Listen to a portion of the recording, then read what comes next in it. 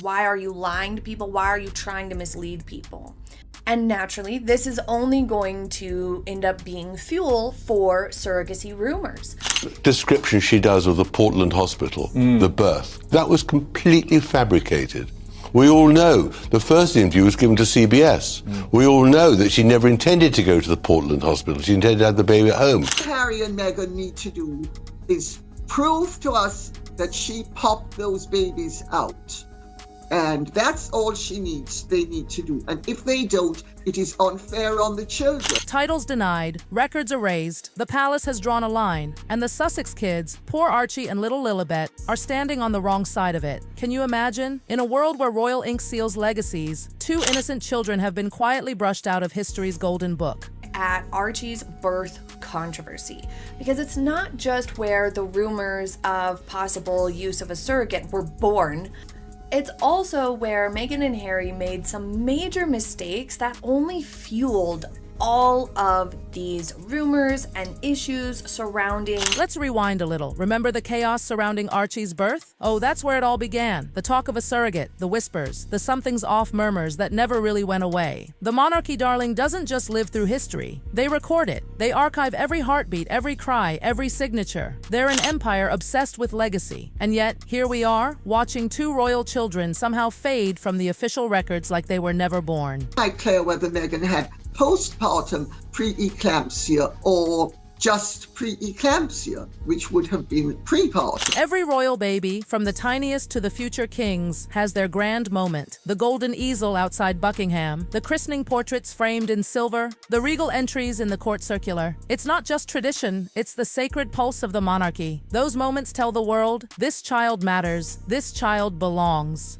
But when the names Archie and Lilibet vanished from those ancient ledgers, oh, it wasn't silence anymore. It was a scream. Issues surrounding their handling of the children, the privacy, all of it. That's why everyone started whispering, because never in royal history has the palace forgotten to file its own. Missing entries? That's not a clerical error. That's a message. A message that someone, somewhere, had broken the sacred chain.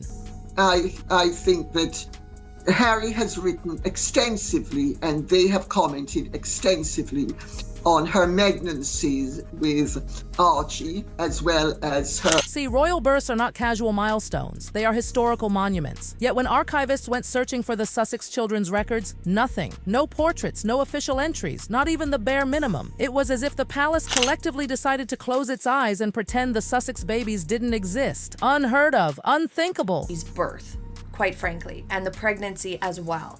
Because during the pregnancy, there was all these suspicions and these weird things that people were like, wait, what is happening here? At first, people blamed privacy. Oh, Meghan and Harry just want to protect their kids. But seasoned palace watchers knew better. Privacy doesn't mean erasure. Even the most private royals, Anne's children, the Wessex kids, all had their names carved quietly into the royal books. But Archie and Lilibet, not quietly, not subtly, just gone. Why were they missing from every royal photo? Every family portrait where even distant cousins were acknowledged? Why did staff go mute when asked about them? Why did palace courtiers suddenly look away, changing subjects like they were guarding a forbidden secret? What on earth were they hiding? And then came the silence. The kind of silence that isn't peaceful. It's chilling. Because when Buckingham Palace doesn't speak about something routine, that silence becomes a thunderclap. 2 missing entries spoke louder than any official statement. Those blank spaces in the archives whispered a deeper truth. Something unspoken was brewing behind those grand palace walls. To understand that silence, you have to understand the monarchy's core. It doesn't bend to feelings. It runs on rules carved older than some nations themselves. This isn't about photo ops. It's about law, lineage, and legacy. Under those laws, to be royal, truly royal, you must tick every box. Born within legitimate lineage, birth officially recorded by the palace, baptized under the Church of England. Miss one and you're out. No matter the DNA, no matter the fame. And then came the Sussex saga. The births, the mysteries, the absences, the inconsistencies. Meghan and Harry, the global sweethearts, suddenly rewriting the rules. Archie was born in 2019 amid joy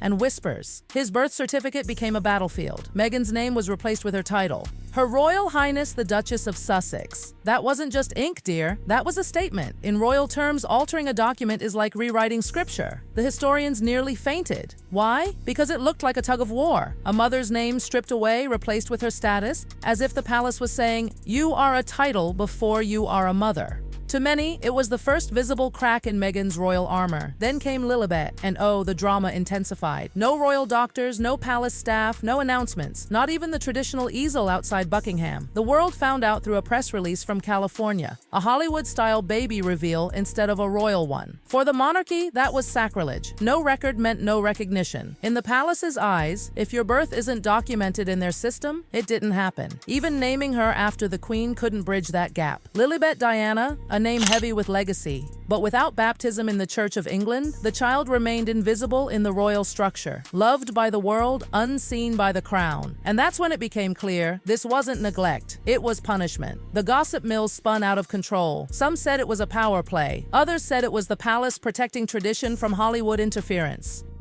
Either way, the result was tragic. 2 children celebrated globally, yet erased where it mattered most. And oh, baptism, that sacred royal ritual. It's not just a ceremony, it's a coronation in miniature. It's what makes a royal child official. But Archie and Lilibet, baptized privately in America, far from the Church of England. No records, no registry, nothing for the palace archives. That was the last straw. The crown doesn't recognize what it doesn't control. No British priest, no royal legitimacy. No matter who your father is. Whispers spread through Windsor's halls like wildfire. Insiders said it was deliberate. The palace had drawn a line, ironclad and cold. Without a Church of England baptism, the children were technically outsiders. No record, no title, no recognition. And Meghan, oh, she felt that sting. Because without her children's official titles, her own royal identity began to crumble. From the moment she became the Duchess of Sussex, Meghan built a brand. Polished, modern, royal. Every interview, every charity event, every appearance leaned on that image. But what happens when the palace itself refuses to acknowledge your children's existence in its records? That image shatters. Suddenly, her glossy narrative met the monarchy's immovable wall, and then came the phone calls. Desperate, personal, emotional. Prince Harry, once the palace's golden boy, calling, pleading, asking for recognition. Friends say he wasn't calling as a royal, but as a father. He begged for inclusion, for his kids' names to be acknowledged. But the palace didn't budge. Silence. Cold, calculated silence. Imagine that heartbreak. A father calling the home he grew up in, only to be met with walls of protocol. They didn't yell, they didn't argue, they simply ignored. Because in the palace, omission is the sharpest weapon. Behind the glittering crowns, that's where the real cruelty hides. In the quiet, bureaucratic strike of a pen that decides who counts and who doesn't. Archivists soon noticed the truth. The Sussex children weren't removed. They were never entered. No trace, no deletion, just absence. The perfect royal ghosting. Brilliant in its cruelty, devastating in its precision. The tabloids exploded. Analysts compared charts. Bloggers built theories. The internet became obsessed. Where are the Sussex kids in the royal registry? Why isn't their christening documented? What's Buckingham hiding? Theories ranged from scandal to conspiracy. Every missing photo, every skipped mention fed the wildfire. And the palace? Still silent, but make no mistake, that silence was its own announcement. The monarchy had spoken, not with words, but with absence. In a family that thrives on ceremony, being left out is the ultimate statement. Then Meghan's interviews reignited everything. On Oprah, she hinted Archie was denied his title. And possibly, she suggested, because of race. That sent shockwaves. But palace insiders quietly corrected, under the ancient letters patent, great-grandchildren of the monarch aren't entitled to prince or princess unless they're in the direct line. Cold rule, no exceptions. And the palace held firm. But perception, darling, is power. And the perception was brutal. People saw exclusion. They saw silence. They saw punishment. In the end, Buckingham Palace didn't need a press conference to make its point. It simply adjusted the royal website. Quietly. No Archie, no Lilibet, just blank spaces where their names should have been. And that's when the truth settled in like a chill. The monarchy doesn't bend for emotion, for media, or for modern love stories. It bends only for tradition. And the cost of defiance? Erasure. For Meghan and Harry, it was a heartbreak disguised as history. For the palace, it was just another entry, or rather, 2 missing ones, that said everything without saying a word. And for the rest of us, well, it left a haunting question echoing through every royal watcher's mind. What really happened to Archie and Lilibet's place in royal history?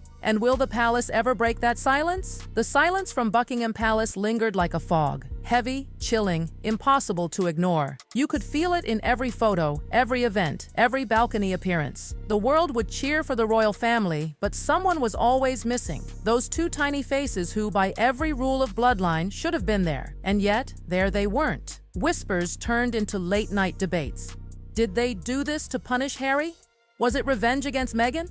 The gossip didn't stop. Royal watchers pored over archives, obsessed with details. The missing baptism photos, the altered certificates, the vanishing names from the succession charts. Every empty line screamed louder than an official announcement. The palace, true to its centuries-old methods, didn't argue. They simply erased. And oh, Meghan, for her, that silence cut deepest.